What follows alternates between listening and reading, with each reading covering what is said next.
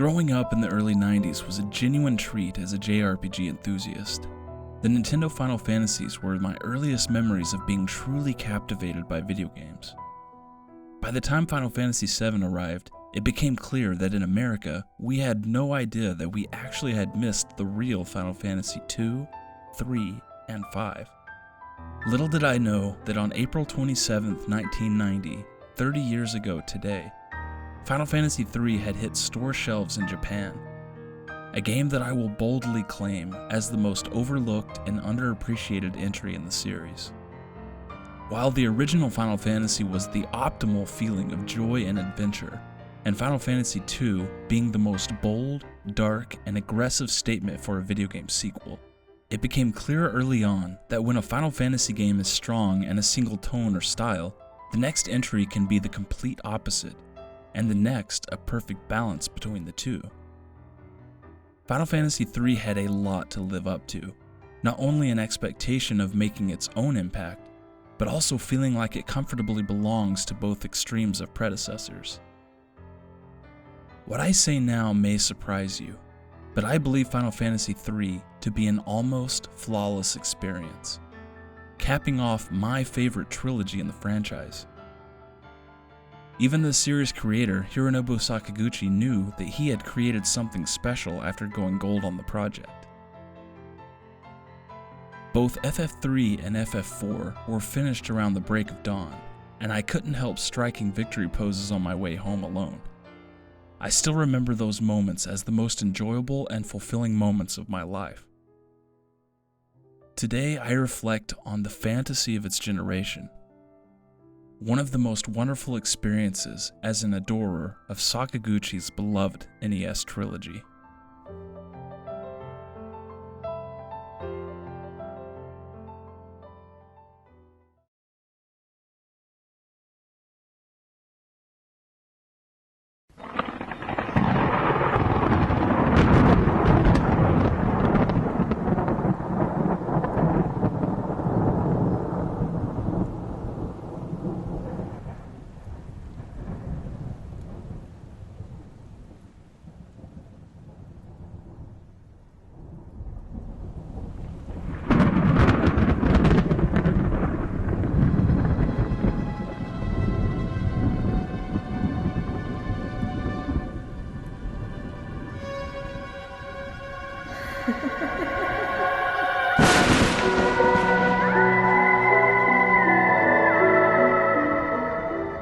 Beyond the reach of our imagination lies a world torn asunder by the eternal struggle between light and darkness. When the planet is overwhelmed by abundant light, the crystals call upon warriors of dark to set peace and balance in the land. When the world's pendulum swings into darkness, warriors of light are summoned the same. In an effort to assist the crystals, the wise magus Noah confers his power upon each of his 3 disciples. Doga, blessed with unmatched magical prowess. Une, blessed with the control over the world of dreams. And Zand, blessed with the gift of mortality. Overcome with unsettling rage, the dark wizard Zand disrupts the crystal's energy to spread darkness upon the land in an effort to escape the reality of death, freezing time, and thus giving birth to a malevolent entity known as the Cloud of Darkness.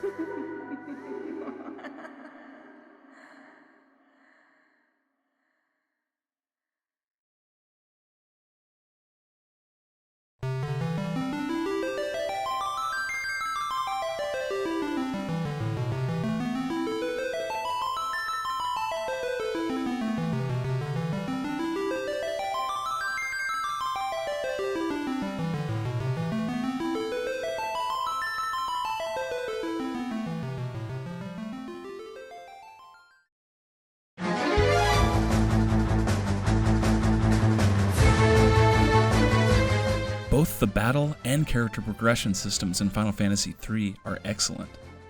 FF1 had standard levels that upgraded your stats.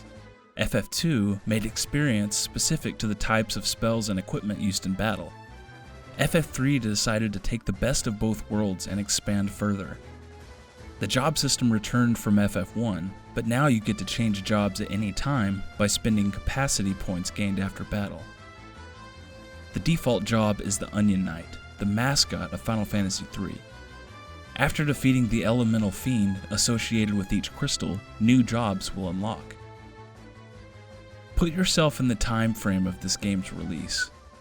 The series up to this point had only given you 6 jobs to choose from in FF1, and once you chose, you were committed to them for the entire game. When Final Fantasy III has over 20 jobs in total, being able to freely choose and switch at any time, this is so incredible. Not only are the jobs unique, this is the first time in the series that you were given special abilities to execute other than attack and magic. The Dragoon, for example, can use jump.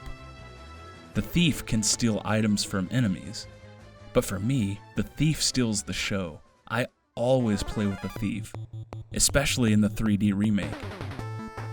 Trust me. The Dark Knight can sacrifice himself to unleash dark side havoc on every enemy. But of course, summoning magic makes its legendary debut in FF3. Can you believe that these types of animations exist on the NES? The vast possibilities of customization available, the endless amounts of sprite animations created, and the clean execution of battle make Final Fantasy III so far beyond what it should have been. You may not be impressed in the year 2020, but you have to put yourself behind the era of its limitations. This is what Final Fantasy does best. Barriers of hardware mean absolutely nothing. Some of the jobs available were never seen again in a mainline entry, such as the underdog mascot Onion Knight, of course, the Viking, Evoker, and my favorite job class in the entire series, the Dark Knight. It was present in Final Fantasy XI and XIV, but in terms of single-player mainline series, the Dark Knight only appears in Final Fantasy III. To top off how utterly fantastic it feels to battle in FF3, the iconic dual-wielding mixed with the multi-hit system leaves it completely impossible to not feel satisfied with each strike.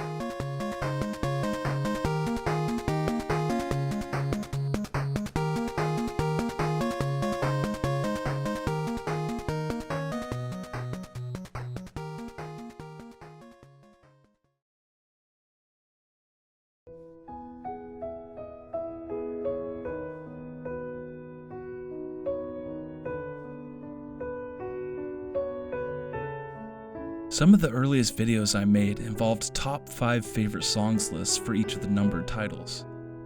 In my FF3 video addressing these songs, along with my soundtrack ranking video, I feel that I sorely underplayed the music contained in this game. In fact, I would probably change most of my top 5 choices altogether. A major reason being, the locations you venture in Final Fantasy III are simply breathtaking. Another example of how vital it is to put yourself in the year 1990 to fully appreciate what this game brought to the table. When you can't possibly rely on much text or dialogue, you have to be creative with how you tell a story.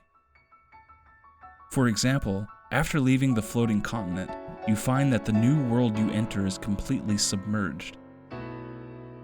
Thinking there is not a soul to be found, you come across a wrecked ship, and you enter, and the track that plays instantly pulls you in to a state of tragedy.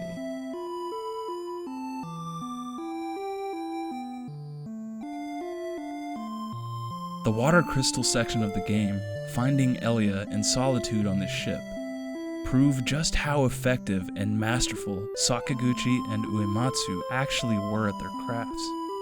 This may not come off as impressive anymore to most, but I am much more intrigued with being able to feel something when I know that these artists worked with limited resources. If the later FF games were equivalent of fully fleshed novels, Final Fantasy I, II, and III are nothing short of sheer poetry.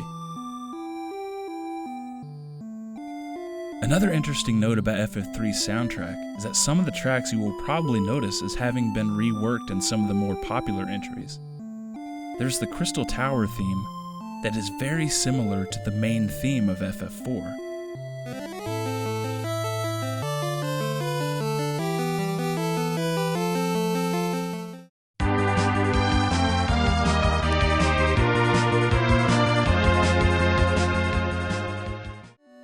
Also, one of my absolute favorites, the Town of Water, Amur, you will probably recognize as Cloud Smiles in Final Fantasy VII Advent Children.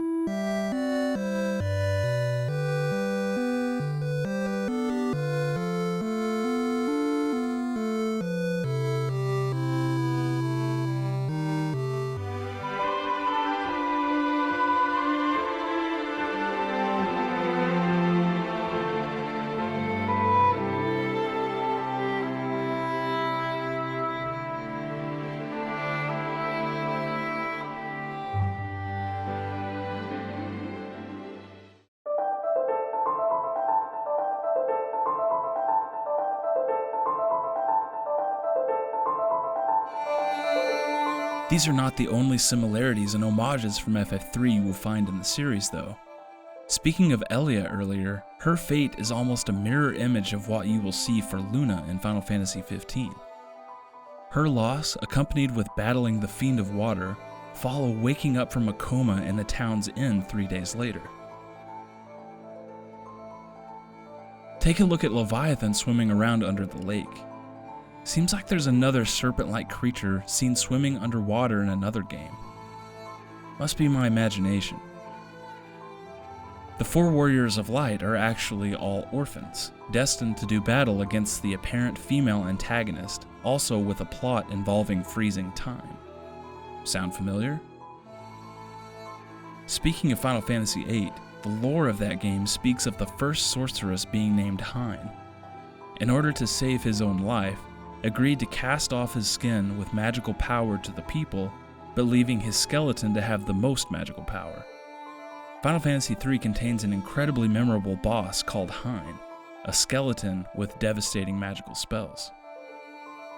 Final Fantasy IX's Kuja is directly inspired by Xand, whose madness derives from the fear of death.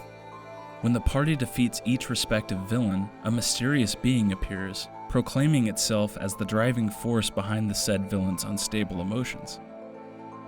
There are even some fan theories of Necron and the Cloud of Darkness being the same entity.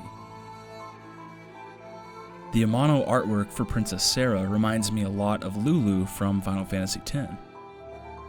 Speaking of Lulu, her ultimate weapon is actually the Onion Knight doll, coming only from FF3. Perhaps your favorite Eidolon in FF13 is Hecaton Cher. He's none other than the bladed guardian of the Cave of Shadows. There are plenty more examples of FF3's legacy throughout the series, but perhaps none of the games pay as much respect as the MMOs, Final Fantasy XI and XIV. While both have boss fights against the Cloud of Darkness, Final Fantasy XIV went and recreated FF3's final 3 dungeons, the Labyrinth of the Ancients, the Crystal Tower, and the World of Darkness. These are all spectacles that you should make sure you experience yourself. It still remains some of my favorite side content I experienced in FF14.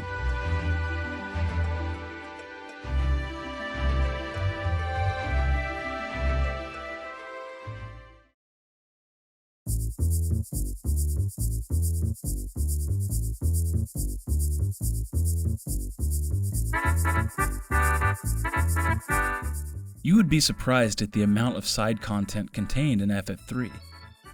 FF1 and 2 on the NES had very little to do outside of getting a couple optional weapons. This is yet another reason Final Fantasy III should be more appreciated. First, you just have to be grateful for Cid, always reliable to grant the party an airship.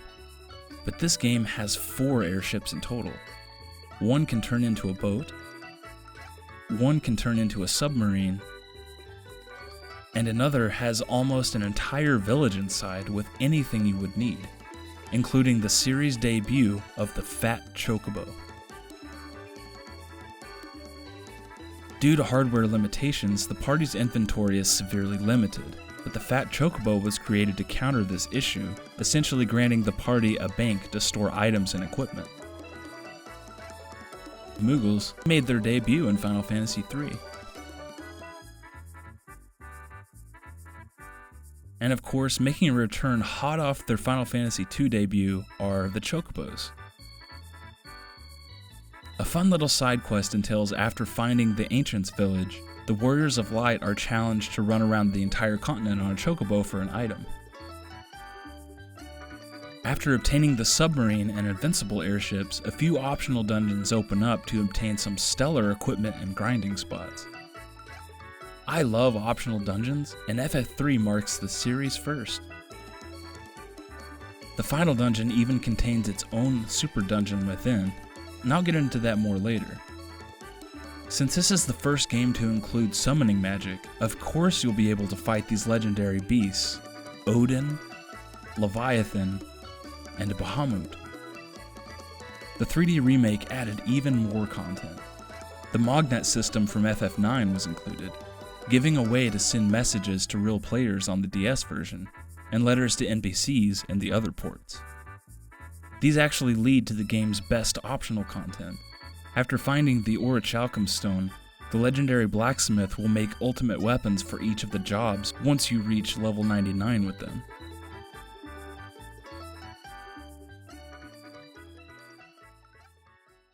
The OG FF3 doesn't have a super boss, but the remake took creative liberty to include one of the best super bosses in the series, the Iron Giant. Viewers may or may not know, but the Iron Giant is my favorite FF creature in the series. Its mysterious introduction and its unprecedented strength leave minimal options to defeat it, but once you do, it's quite the feat. The track you now hear is actually the first standard boss theme in the series. FF2 did have one for the final boss and a few tough encounters, but this is the first for standard boss battles. Speaking of, the boss battles in FF3 are some of the most iconic in the series for me. Many scattered throughout the game will force you out of your comfort zone to try new jobs to defeat them more easily. The Hind battle I mentioned before is a prime example, as the Scholar is incredibly effective for finding his weakness. Same goes for the Garuda fight. It will absolutely destroy you, but if you're paying attention, it is strongly implied to try out the Dragoon. Remember, at this time in the series, we weren't familiar with these jobs and what they're capable of, and I think this was a great move on Square's part to get us experimenting more. Point is, the boss fights are awesome. Unalesca from FF10 always reminds me of this game's Medusa fight. Yoshitaka Amano's Cloud of Darkness design is also very Unalesca.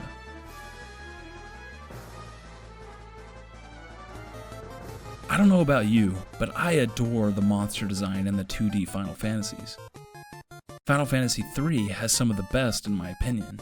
The Behemoth specifically is one of my favorite designs of the creature. Very, very underrated. Many of the legendary FF monsters are definitely here. Some even debuted, such as the Catoblepas. To accompany these unforgettable creatures are some of the best dungeons in the series, such as the Tower of Owen, where Desh is so frightened he throws himself into a furnace for some reason. My favorites are the unique monsters, the unrivaled standouts being the merciless red, green, and yellow dragons, and of course, the Cum-Cum. I would love to see the Cum-Cum come back.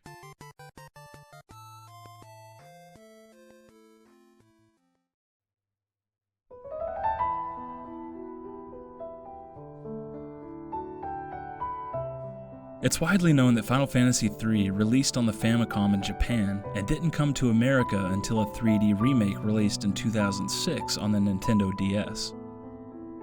You would think that not many changes would be made, but there are surprisingly several.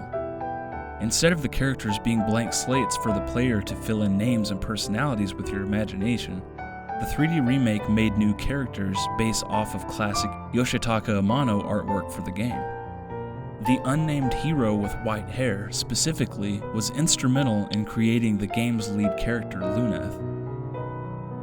A fun fact is that the 4 characters, Luneth, Ark, Refia, and Ingus, aren't actually the original names that were given to these characters. A manga based on the game was written in the early 90s by Kenji Terada, the original game's scenario writer, and those 4 characters were named Muchi, Melfi, Doug, and Jay Bowie. I don't know if these would have been the names used in the cancelled WonderSwan version. And I'm still a little bitter that we never got a remastered 2D version of FF3. I personally think that should have been in the place of Chrono Trigger in the Final Fantasy Chronicles collection on PlayStation 1. Even though it was great for the remake to create new characters, there's a major reason I wholly prefer the original FF3. The definitive mascots and job classes for FF3 are the Onion Knight, Ninja, and Sage. In the remake, you don't even start with the Onion Knight, and it can only be obtained through a pretty meaningless side quest. It does start off pretty bad just like the OG, but if you grind it to level 99, has max stats, can equip any weapon, and can use any spell. The Ninja and Sage changes are honestly what bothers me the most. Imagine the following scenario. In an actual remake of Final Fantasy VII, you get to the final dungeon. Instead of the rewarding side quest from the original in which you obtain Knights of the Round, the most sought after power in that game's world, the materia is just handed to you before you even enter the dungeon. And it isn't as good anymore. This is essentially what happens in the FF3 remake. The original subtly told a story about balance. Using power of the dark and the power of the light was the key to achieving balance and ending the tilting cycle of extremism.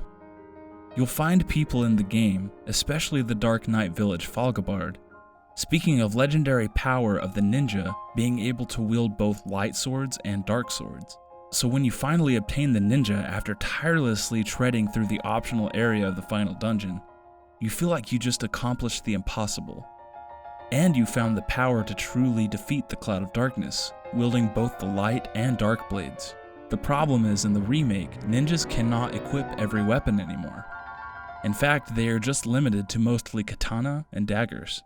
Instead of obtaining these jobs after a grueling dungeon, they're just handed to you with other jobs from the Earth Crystal. This was so disappointing to me. Mainly because the quest to obtain them is one of the most fun things to do in FF3. I've always seen the Ninja and Sage as the resolution to the game's lore and plot. These things may not bother most people, but to me it cheapens the finale of the remake, and which I think is one of the best the series has to offer. Before I move forward, it's important to make clear something about Final Fantasy that is vitally important to me. I typically choose my favorites as ones that I feel I can keep looking forward to the rest of the game. That means that the most effective Final Fantasy games to me are the ones with strong final dungeons. Nothing can match what I feel in these last moments. The NES trilogy specializes in this very thing. Without further ado, I present the Crystal Tower, my favorite final dungeon in the series.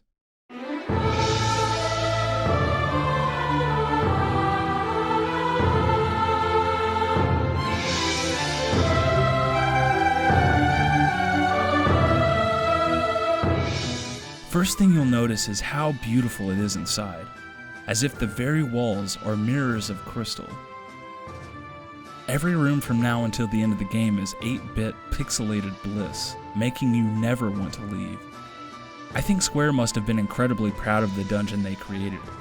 Many of the Yoshitaka Amano works of art contain the Crystal Tower in the background. Don't be fooled though. Even though it's gorgeous, this will be a rough ride. If you want to beat Final Fantasy III, you have to earn it. There are essentially 3 dungeons inside, tons of boss battles, and not a single save point. the very embodiment of tension and anxiety, the way any good final dungeon should be. First, you'll want to activate the Forbidden Land Eureka, the super dungeon within the Crystal Tower. As you approach each of the most powerful weapons in the game, such as the Masamune or the Ragnarok, you'll have to prove your worth by defeating several bosses. My favorite of these is Scylla. Holy crap, what a design. Reach the end to reward yourself with the ultimate power, Ninja and Sage. Both the powers of light and darkness are now at your side. In the next and final room, you can stock up on the game's best spells and purchase as many shuriken as possible. This is the paramount thrill of Final Fantasy III. If you're in the 3D remake, just grind the Onion Knight and use them. They're amazing too, if given a chance. Just like the very game they belong to. Tread your way through hidden walls, fighting the game's most deadly of monsters. Make sure and fight the rare dragons while you're here. This is the only way to obtain the Onion equipment, the ultimate payoff for Onion Knight purists. It's quite the grind, but these exclusive rare equipment drops make yet another series first in Final Fantasy III. Now is the time to fight the Dark Wizard Zand. Pretty awesome design, not gonna lie. If you got the Ninja and Sage, he doesn't Zand a chance.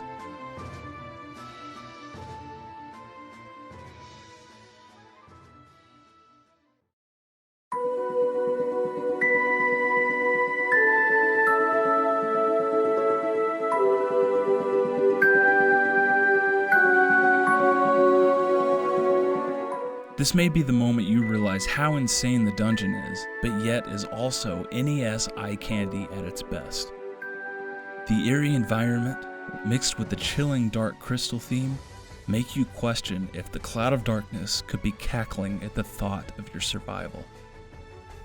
In order to defeat the Cloud of Darkness at the end, you must be able to master the balance between light and dark, which means you must face guardians of the dark crystals in order to obtain the assistance of the Warriors of the Dark. These are some of my favorite boss battles in the series, let alone the game. The design of the Echidna is goosebump-inducing, along with its counterpart enemy, Hydra.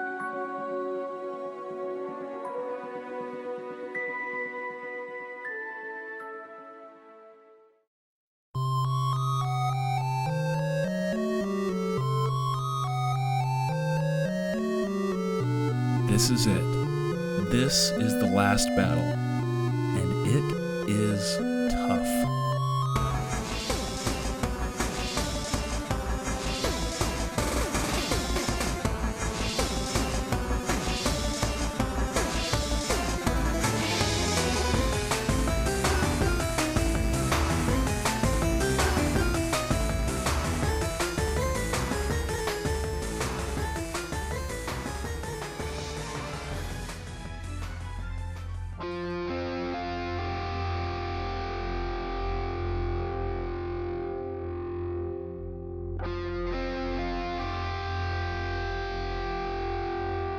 This happened to me when I first played through the game. All that I had done was completely lost. However, this is what sold me on the undeniable brilliance of the Crystal Tower. The best final dungeons keep you on the edge of your seat without a seatbelt.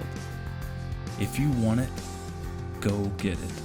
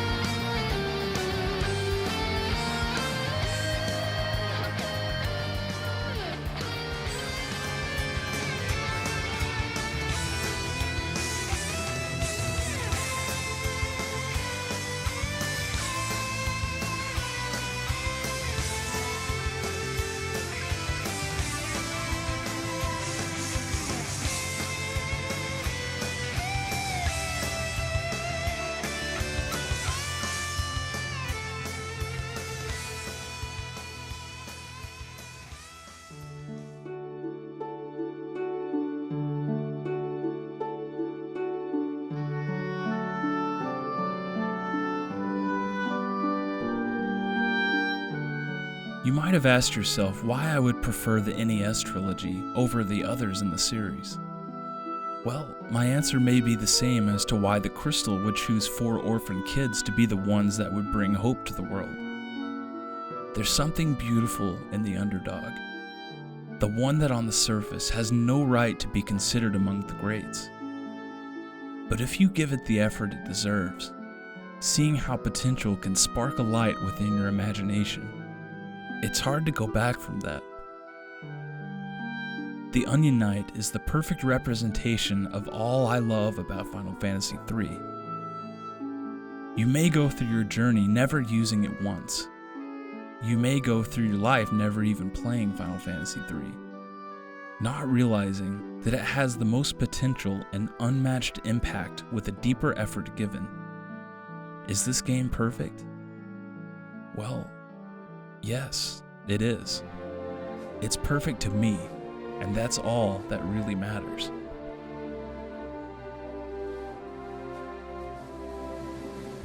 What I love most about the Final Fantasy series is how differently we can all see things. To some fans, Final Fantasy VII is their life changer. To others, Final Fantasy IV, 9, 6, 1, 11, 15. Sometimes the series is strong in one tone to connect with new people. Sometimes it adapts to a completely opposite tone. Sometimes it's a nice balance between the two.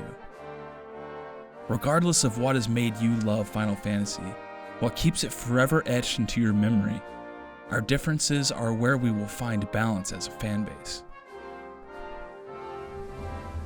Let us always celebrate the wonder that is Final Fantasy.